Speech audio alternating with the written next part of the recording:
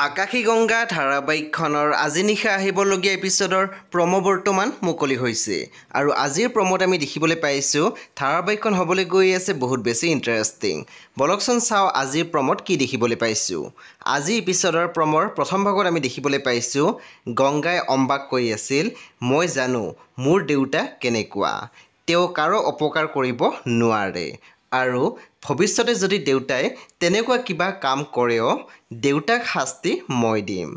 তাৰপিছত আমি প্ৰমোদ দেখিবলৈ পাইছোঁ অংগত মজিয়াত পৰি আছিল আৰু লগতে প্ৰণামী বহি আছিল। তেতিয়া আমি দেখিবলৈ পাইছোঁ ৰঘুনাথ চহৰীয়া বহিছিলে।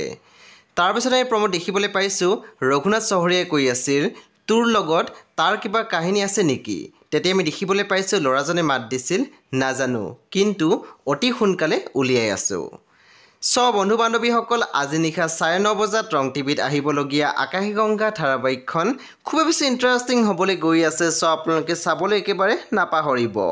পৰৱৰ্তী আপডেটৰ বাবে আপোনালোকে আমাৰ চেনেলটো ছাবস্ক্ৰাইব কৰি কাষত থকা বেল আইকনো টিপি দিবলৈ একেবাৰে নাপাহৰিব।